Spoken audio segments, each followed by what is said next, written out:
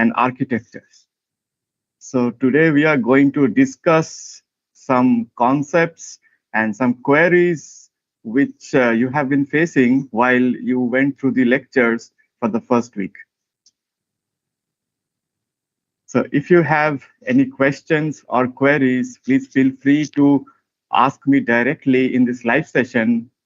You can type the questions in the chat box, and I'll feel free.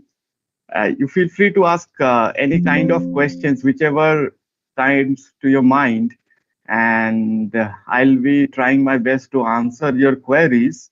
And if at all it's extremely difficult to answer, maybe if you ask some question which even I do not know, maybe I'll take some time and I'll try to come up with a good answer. So you can also drop me a mail if your queries are not over by the stipulated time. So I'm waiting for your queries. Please feel free to ask.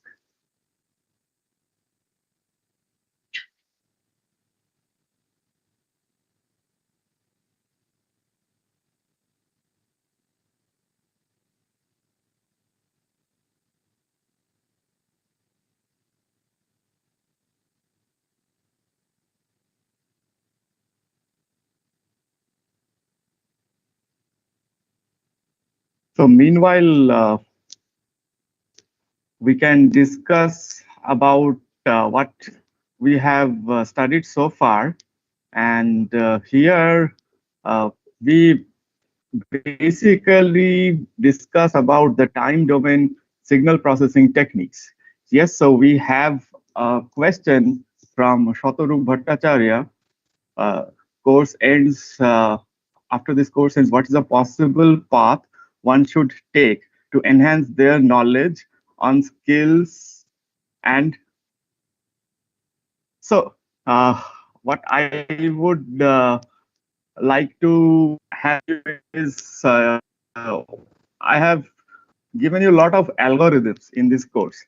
So you should try to implement these algorithms. Specifically, if you can use Python or MATLAB, and then you get a better hands-on experience for this skill or for the tools. Now, this is just for this week, but in general, if you go to the other weeks, like there are concepts of frequency domain analysis, time frequency analysis. So in all these cases, what you need to do is you try everything in Python or MATLAB and get your skills enhanced. This will be helping you from the industry job point of view as well.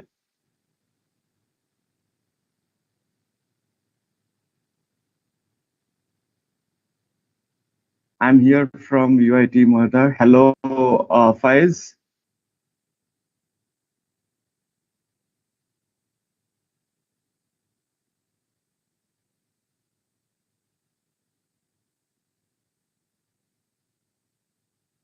So these days, signal processing algorithms are growing largely in many applications, and industry is trying to integrate machine learning and AI as well into solving the signal processing problems.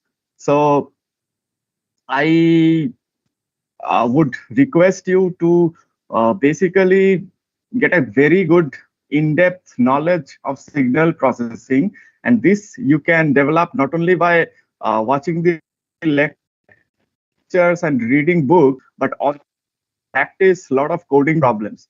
And this will not only make your profile very strong in terms of your skill development, but you can practically solve any problem related to signal processing, which you feel is essential. You can try contacting some professors working in this domain and work on some projects or internships, and that will also add to your CV and you can get a very good exposure. So Faiz is a BTech EC in 5th semester right now. Okay. So I hope you had gained some knowledge in the first week of this course.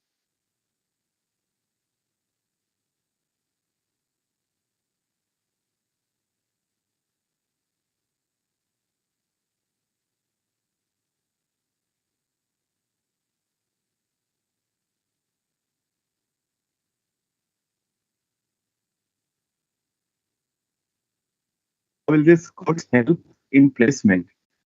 Ah, so technically, if you are going for a core job in signal processing, all these concepts will be very much helpful for you. Thank you, Akhilesh, for your question. So, when you actually get into this kind of interviews, since I have given you some basic tricks and theories, which will be helping you to answer those theoretical questions.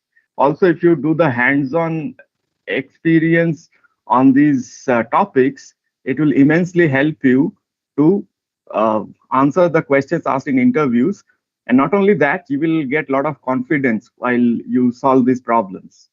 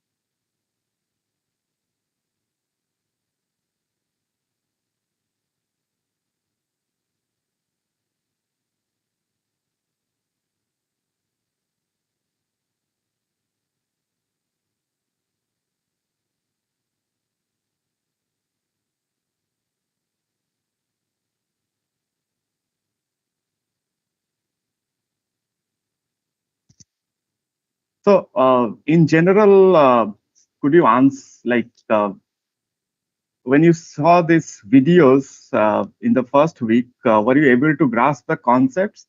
That is my main concern.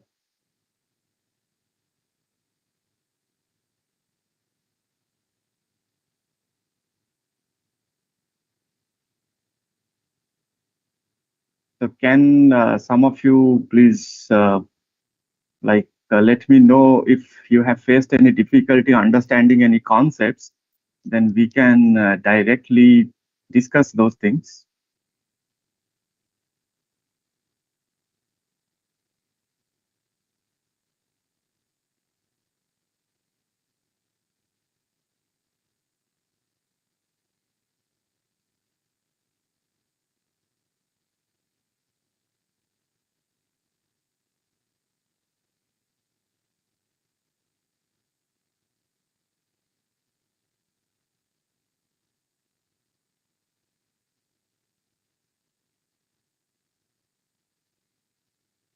So please feel free to ask any doubts which you have.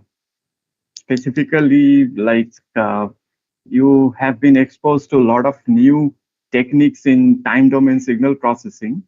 For example, if you see the pattern matching uh, topic, and that lecture was a blend of how signal processing meets your machine learning. So if you try out these methods while coding, then you will see that how the transition from signal processing to machine learning has taken place. Also, your topics like your envelope detection, for example, so that gives you a very nice transition from signal processing to communication engineering, like how these amplitude modulated signals are like demodulated and stuff like that.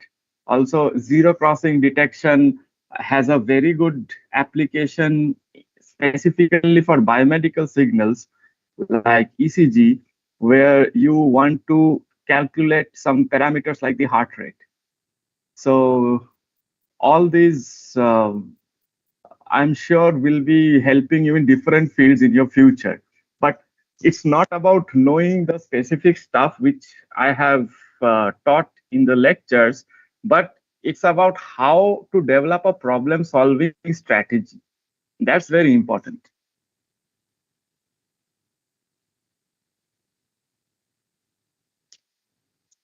So any other questions, please feel free to ask.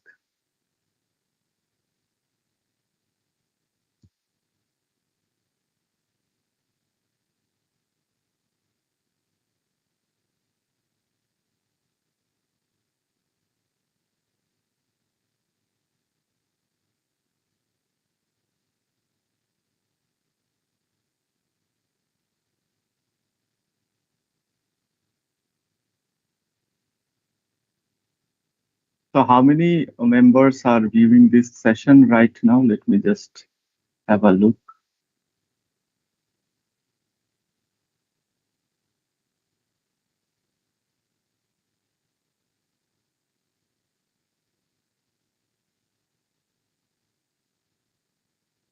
So yes, hello. Yes, hello.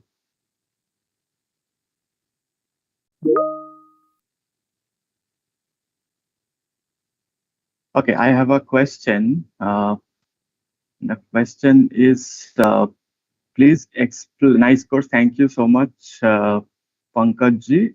Please explain best strategy to read and understand wireless communication research papers based on signal processing algorithms.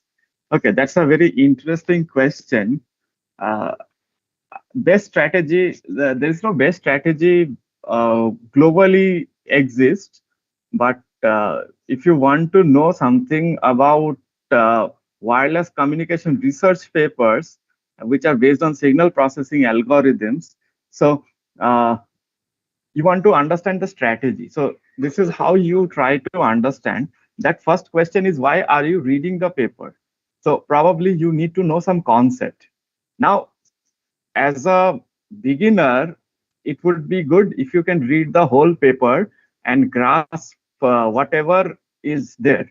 That will help you not only to understand the concept of that specific paper, but also it will help you to how to write a paper. Because in future, if you want to write a research paper, that will give you a very good background that how you should write a paper.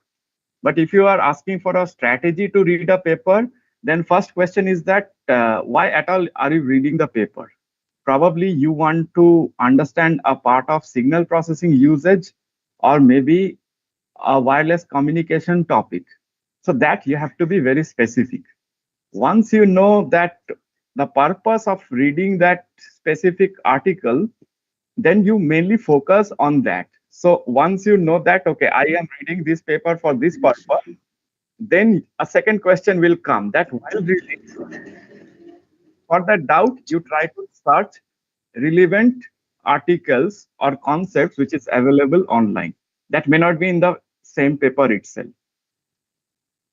Like for example, say for a peak detection algorithm, you come across a smoothing algorithm technique which is not explained in that paper. So you may be requiring to see other articles for that.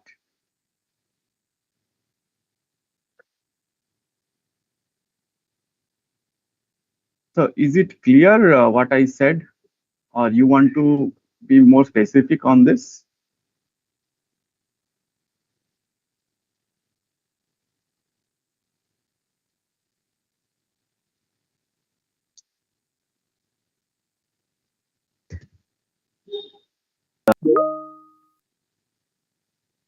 Okay, thank you so much.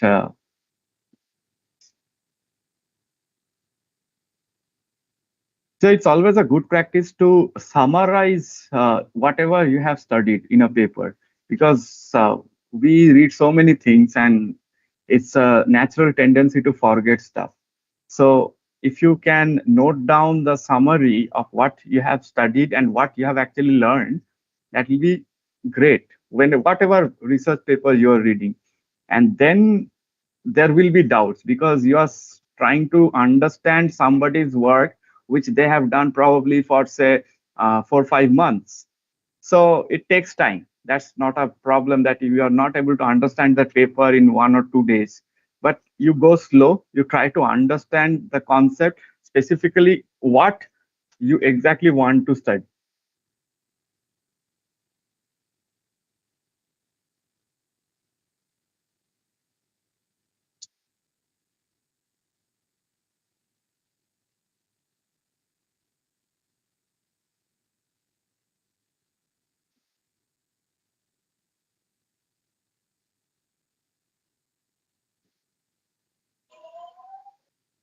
So any other questions?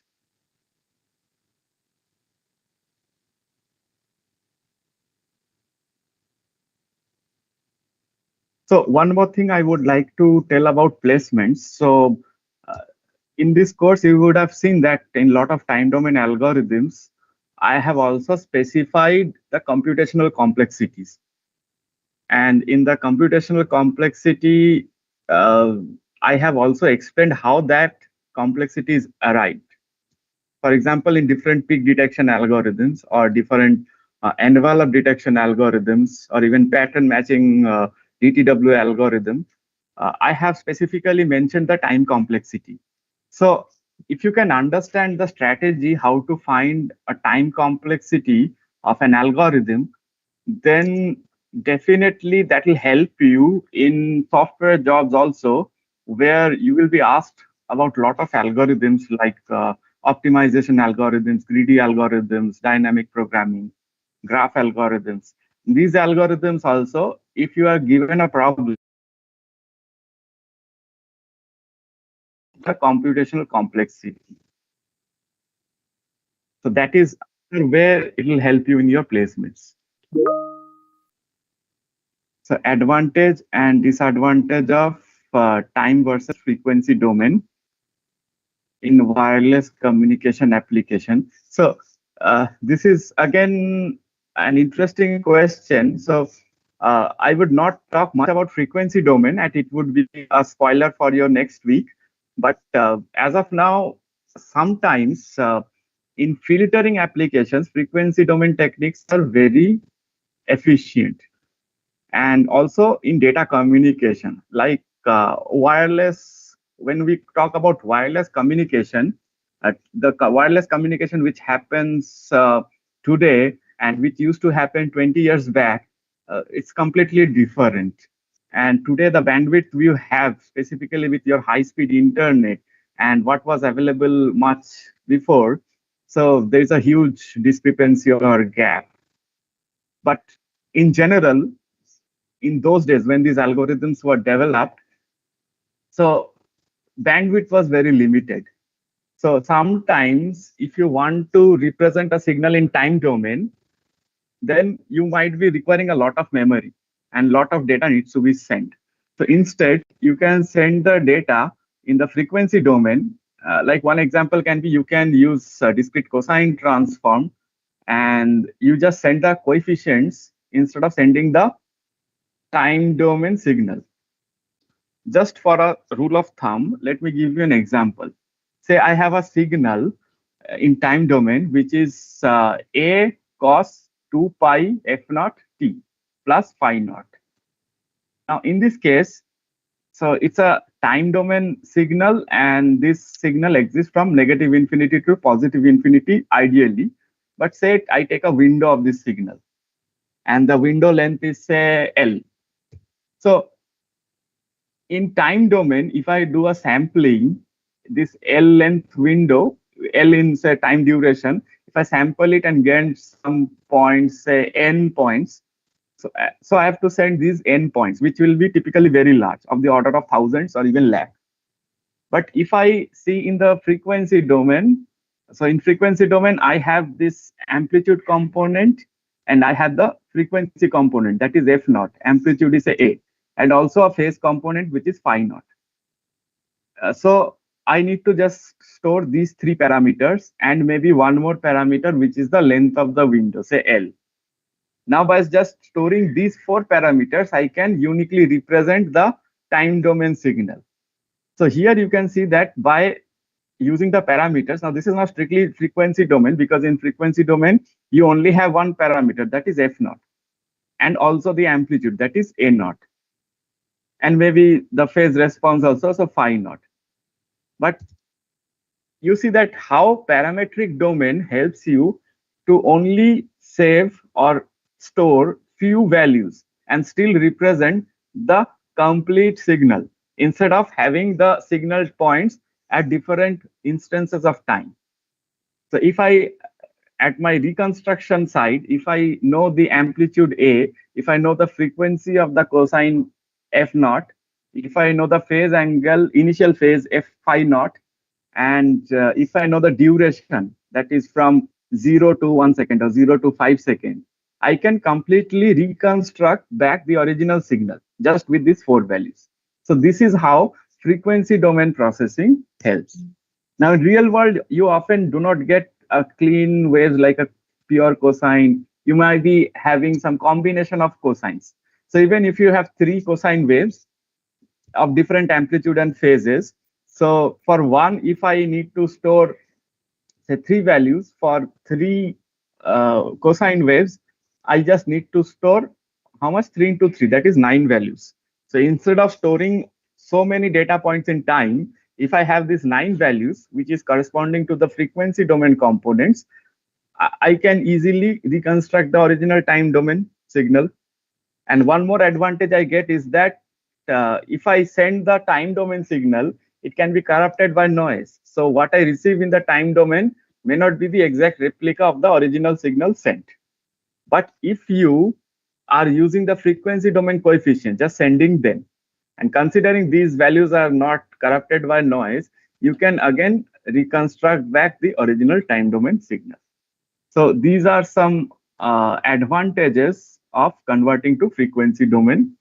But say if the frequency domain coefficients are corrupted by noise, then that can be a problem. That will entirely make a different signal. That is one problem or disadvantage. And then time to frequency, you have to use your Fourier transform. So that is computationally expensive, not that expensive, but you have to do some amount of computation on the sending end as well as in the receiving end. You have to do the inverse Fourier transform. So in this manner, you can say that these can be some disadvantage or rather limitations of converting into frequency domain. Because inherently, when we capture any signal, we get in terms of time. So we have some more questions. So has asked, after learning this course, can we make projects on MATLAB, help in embedded systems or VLSI? This question, because whatever I have explained, said right now, that try to implement them on MATLAB. So I have also given some specific examples. Just try to code them in MATLAB and try to code it yourself. Don't use AI tools like ChatGPT, because of course they will give you some codes which you can run and you will get some plots. But that's not what you want. You want to have a good understanding. And for that, you try to code it yourself. And once you code it yourself, you get a very good feeling of what are the steps which is happening. Try to print the immediate values and see that after each step, what values you are getting. And try to visualize using some plots so that things become more clear.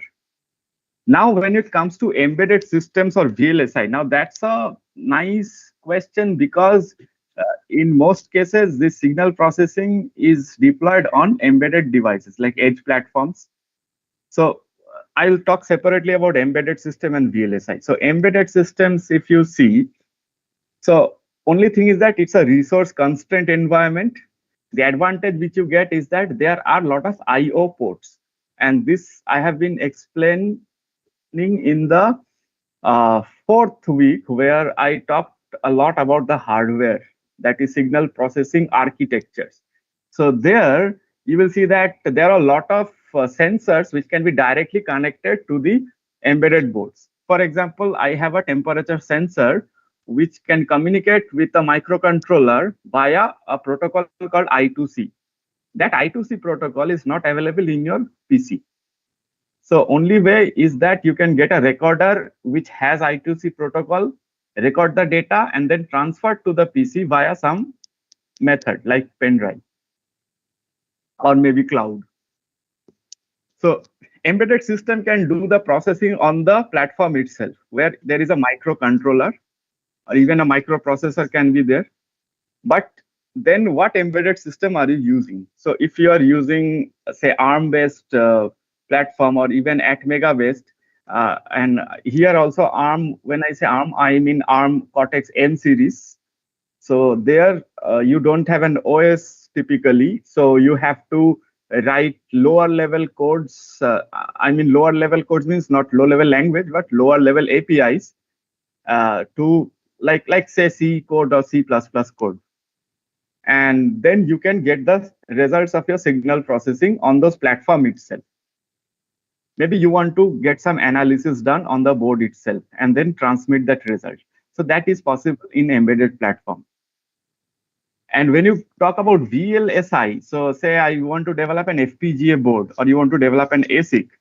So that is an entire different story. So for that, you might be wanting to listen to the fourth week's lecture where I have talked about filter design and filter structures, like how many delays, how many adders you will be adding so that you can make your custom signal processing board.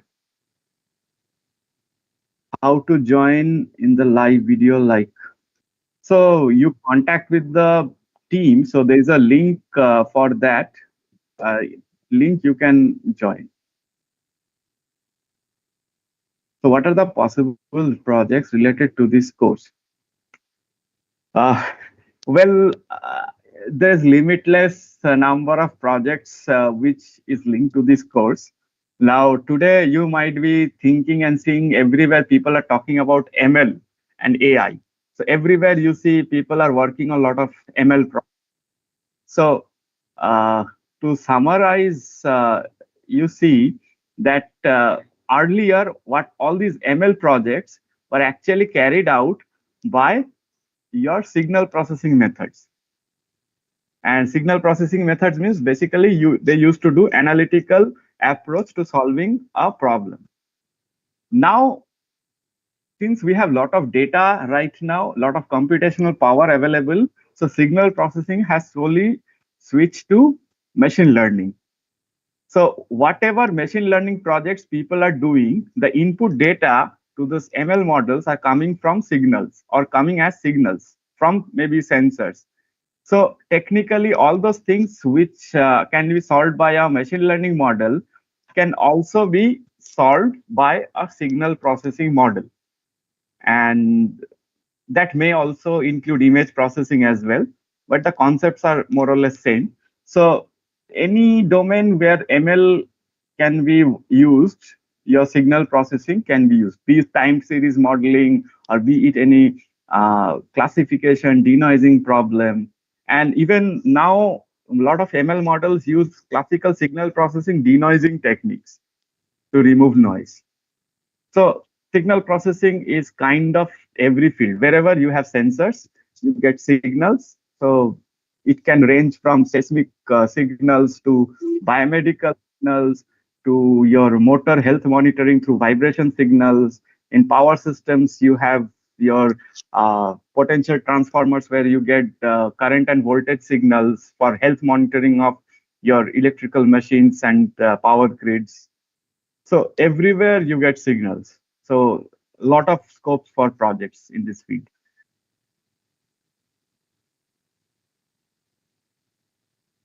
So is this the first lecture? No, lectures are available in the NPTEL. So we have, I think, 6 lectures for the first week, which was time domain signal processing. But this is more of a Q&A session where after watching those lectures, if you have some queries, I am here to clarify your doubts. And also if you have some discussions, like people are asking about how can I implement these concepts on MATLAB, or maybe what job opportunities will I get after learning this course. So these are the prospects which I am explaining.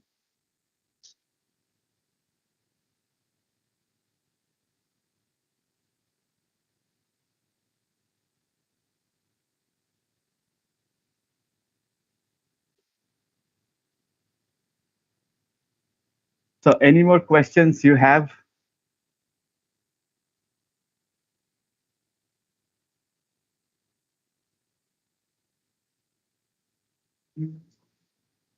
Yes.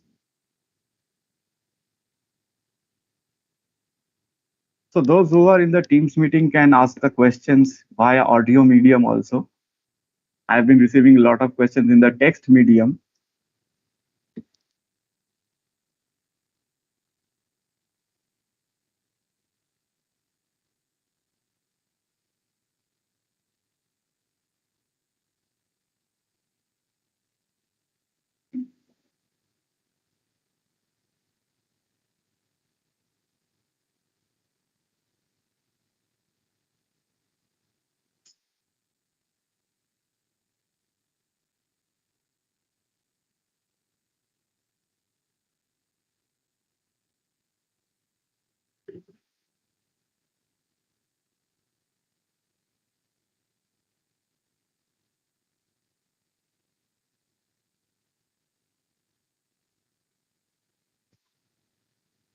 Yeah, thank you, Bliat Pista. So maybe if you can watch the other lectures, maybe you can come for the next Q&A session.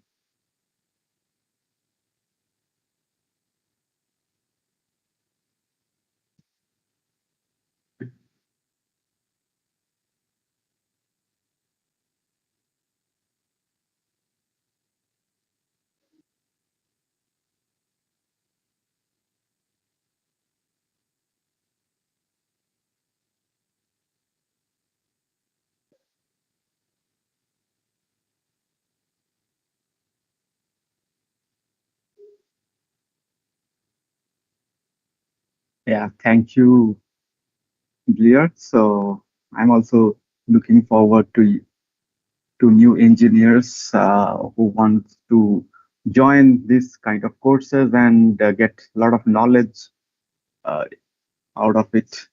And if my lectures can help people learn, that will be a great contribution, I feel.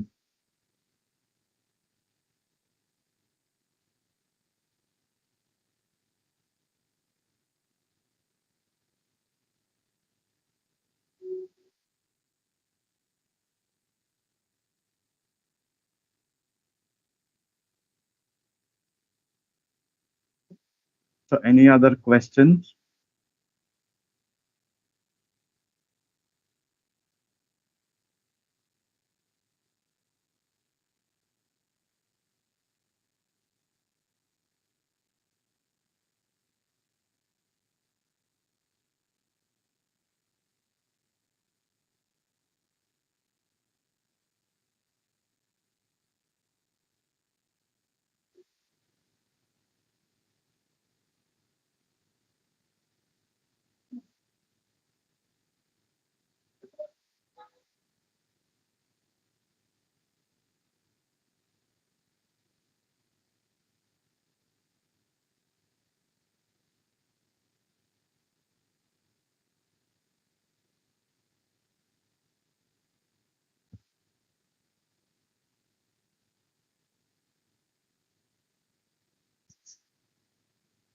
So I would also like to tell that you don't just watch the videos like starting to bottom passively, but with every concept, you tries to take a pause and then you try to take notes, and then you can ask or generate lot of questions, and this is how your learning can be better instead of just passively watching the videos, because in the lectures you will see a lot of concepts which are not very straightforward and might be complex.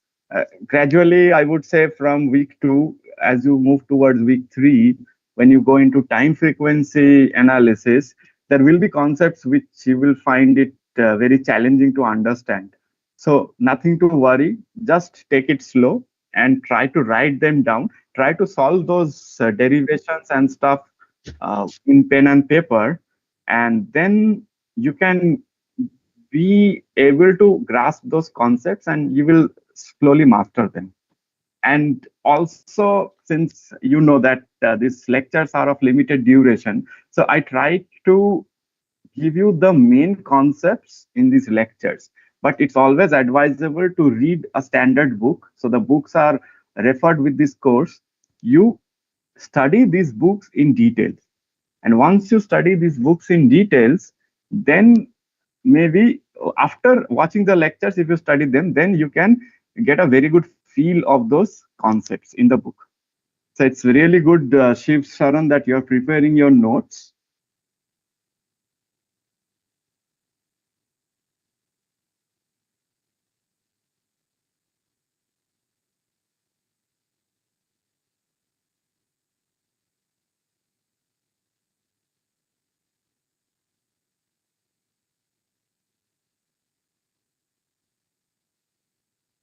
So you can ask any questions, even if it's not directly related to signal processing also, but about career or something, you can feel free to ask. Maybe I can try to help you out on this front to the best of my knowledge.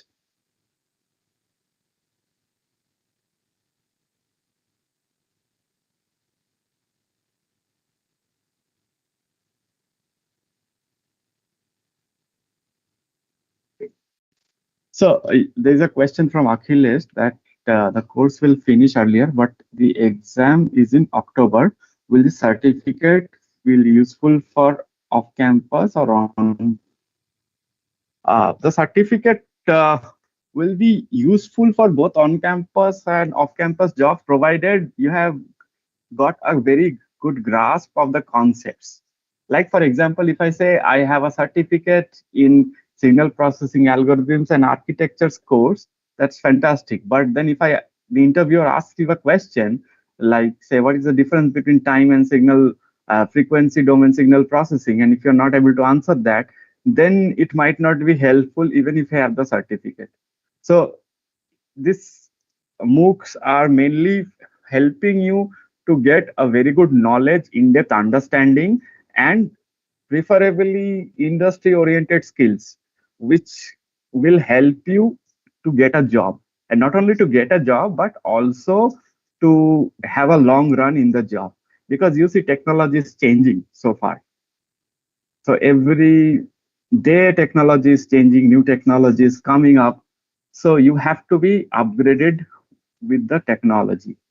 So it's not possible to know everything about every technology, but what the interviewers will see mainly is your ability to understand and grasp new concepts and new things so that you are ready to learn new technologies as it comes.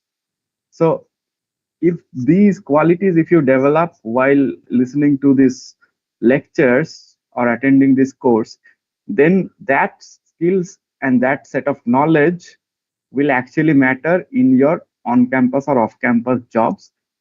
Certificate is just an add-on, or you can say icing to the cake.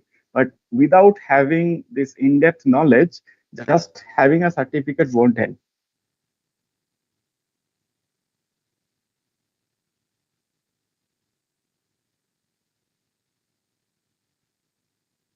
So, Achilles, is this answer like satisfactory to you?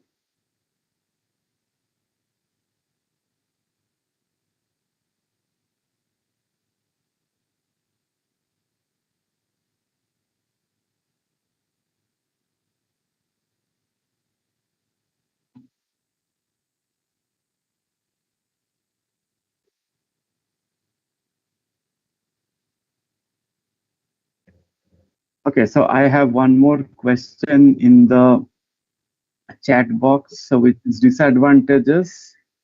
Why this course length is only 4 weeks, relatively short, and lots of topics can be discussed more.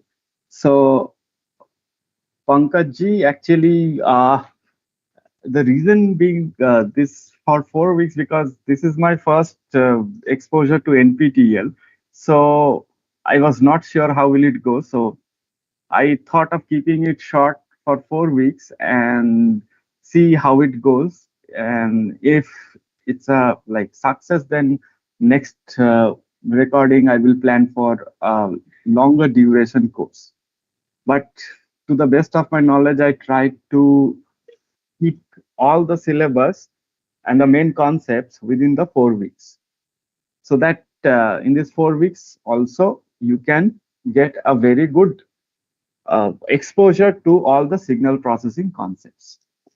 The disadvantages of window techniques is side loops. Now, okay, I got a technical question which also cause interference. How to mitigate that and decide how much windowing is to done. Now, this is entirely on your application. Sometimes if you get a lot of side lobes, then and that ripples in the side lobes is causing problems to your signals, then probably you should try to reduce the number of side lobes, maybe at that expense of a longer transition band. So longer transition band will uh, attenuate lot of passband frequencies, as well as it will keep lot of stop band frequencies. That means it will have a larger transition band, but that reduce your ripples. But if you want in your application that it should have a very less transition band, then you have to accept the ripples. And if these do not work well, these windowing techniques do not work well, then because these are for FIR and IR, FIR filter design specifically. So what happens is basically that these are linear filtering operations. So probably if none of these your application, maybe you need to go for some kind of nonlinear signal processing.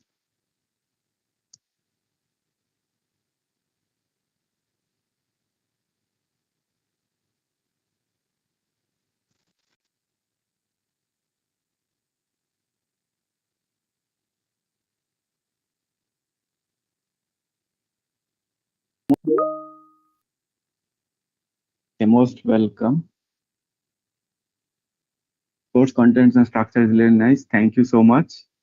Thanks for your effort. Most welcome. My pleasure. Let me see if I have any other question. So please suggest book names. So Proakis and Manolakis Digital Signal Processing is a very nice book for understanding in-depth concepts, and I'll write them down. But these, I think, I have already given this information in the NPTEL introduction DSP book. Then you can also go for this book, Oppenheim DSP. And then there is one more book on DSP by S.K. Mitra. So that is also a very nice book. So digital signal processing, that is a computer-based approach. This is the book by S.K. Mitra.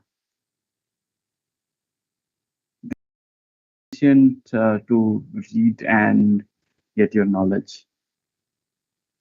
Can you suggest some NPTEL courses for getting a job? I don't know whether I am the best at this.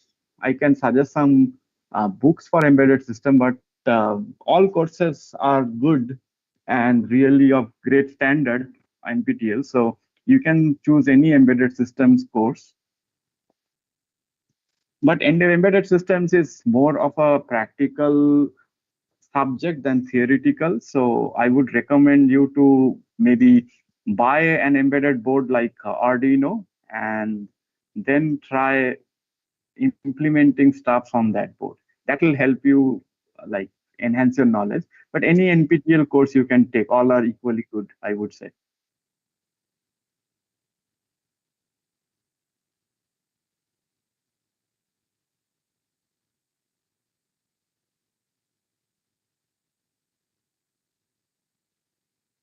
So we have a few more minutes. So I request you, if you have any questions, please feel free to ask.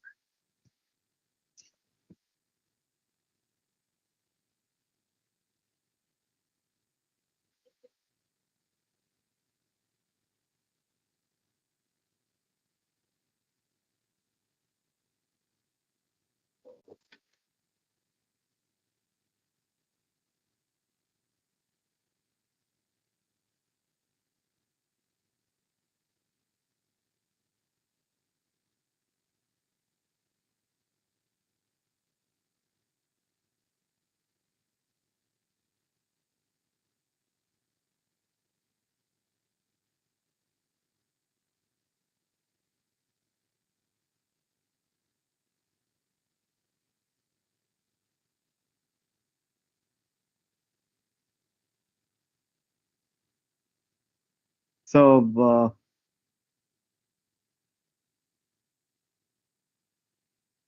any other questions you can quickly ask? Time is almost to finish.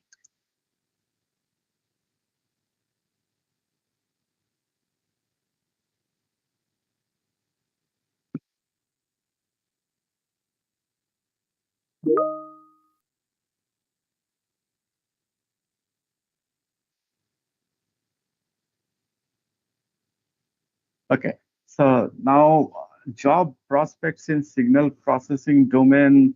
There are a lot of signal processing companies which are coming up. So, but again, now as you know that signal processing is not just the classical methods which are being applied, but there are a lot of uh, other technology integration like signal processing with sensor technology, signal processing with VLSI, signal processing with machine learning. If you have a blend of these skills, that will give you a better edge than just learning signal processing. But of course, signal processing, core signal processing is also used in a lot of industries like there are many industries like GE and Qualcomm, they have a lot of signal processing jobs. And if you see in LinkedIn, you will get a lot of jobs in signal processing profile. So I would recommend you to see LinkedIn and search for such jobs and see what are the requirements. And regarding PhDs, now if you want to go, so there are a lot of areas of signal processing, specifically in your medical science and health science, where people are trying to diagnose a lot of diseases by physiological signals, like your EEG signals, your ECG signals. Specifically, EEG signals has a lot of potential because people are trying to decrypt the brain through EEG signals. In heart research also, ECG signal is very important.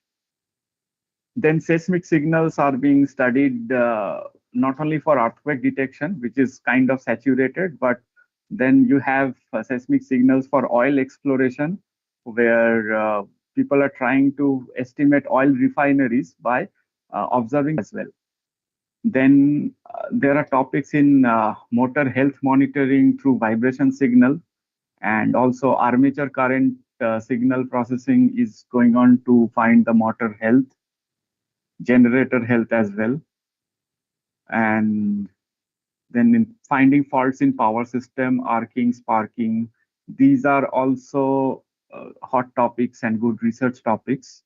And now people are trying to go into new domains like video PPG, photoplethysmography signal. These are upcoming domains like radar signal processing for health monitoring. Like there are Doppler radars which can track your respiration rate and heart rate.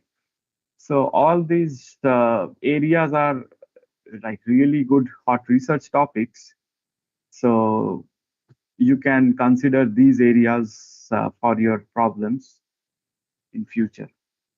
Now, blending machine learning is kind of uh, an inevitable tool nowadays because since most people are working in machine learning, so if you have a blend of this knowledge, then it will be a very good research work. So my most welcome for your thanks.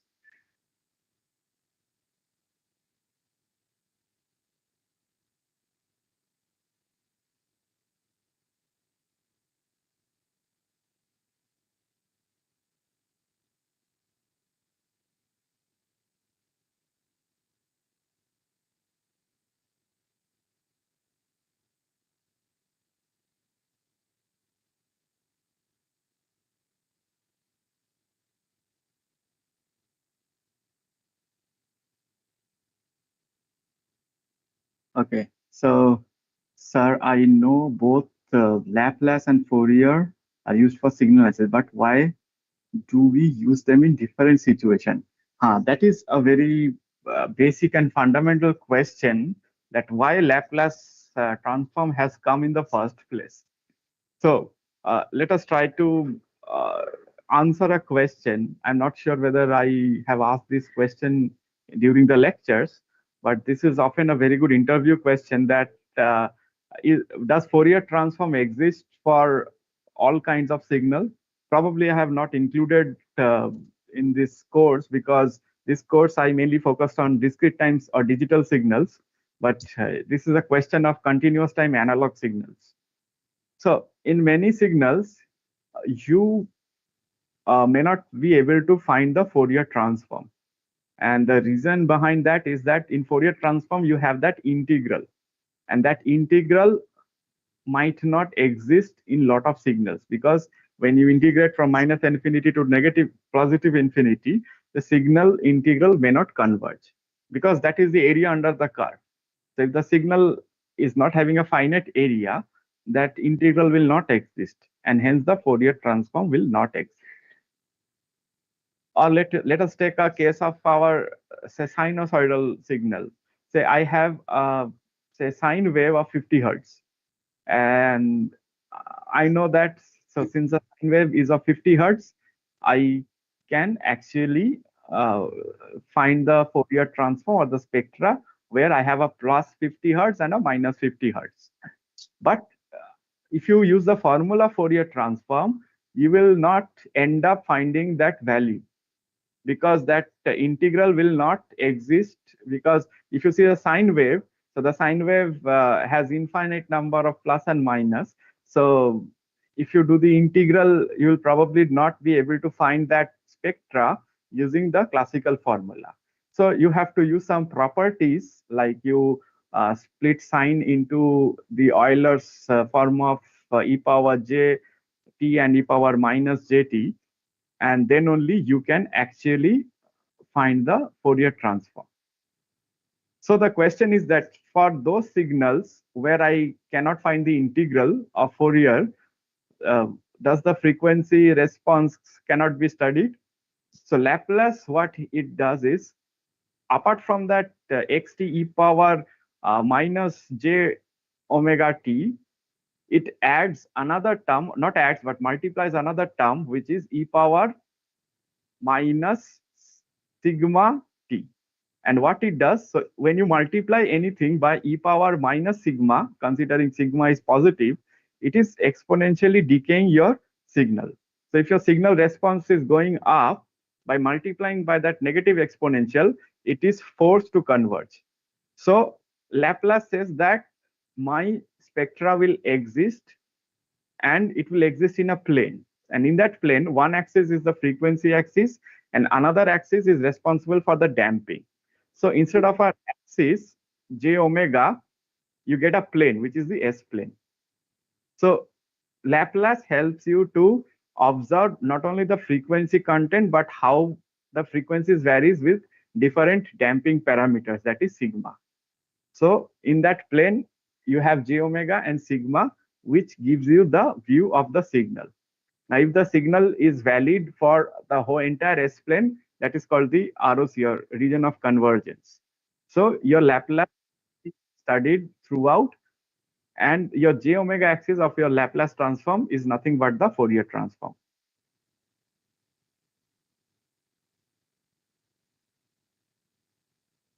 Another use of Laplace and Fourier is when you want to analyze a signal, Fourier is typically used.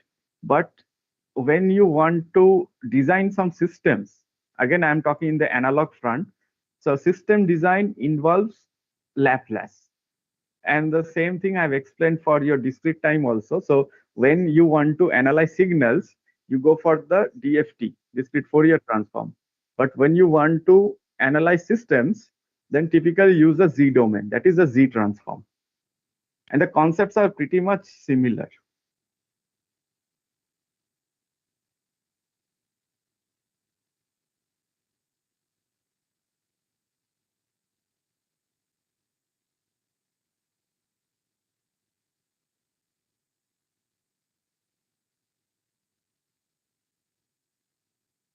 So we have roughly a couple of minutes more.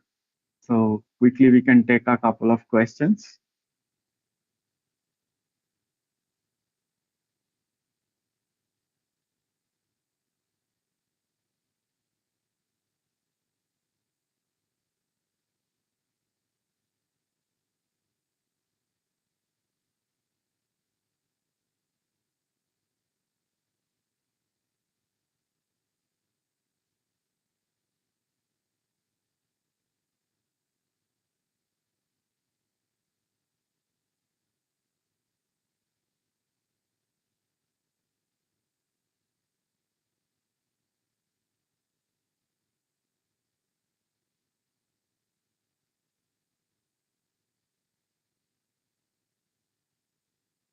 Okay, thank you, Akhilesh. I hope your question is answered now.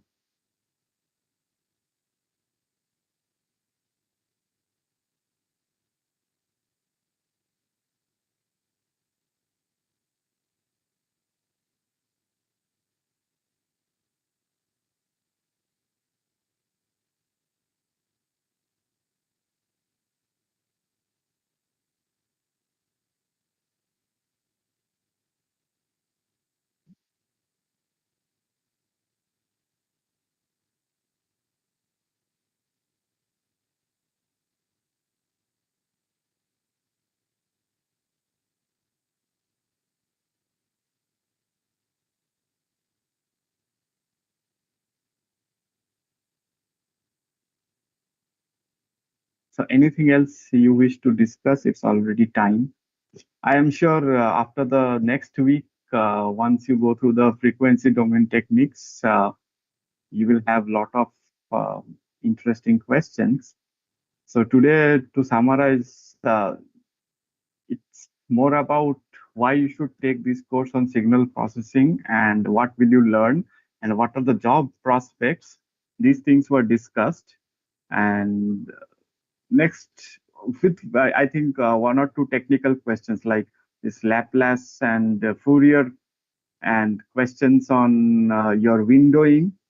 Apart from that, it was a generic question or concept of signal processing and future job prospects. So thank you for this session. Welcome, most welcome. So hope we will see again and meet again in the next session. So, okay, let's call it a day. So thank you for attending the session and ask wonderful questions. We'll meet again. Have a nice day.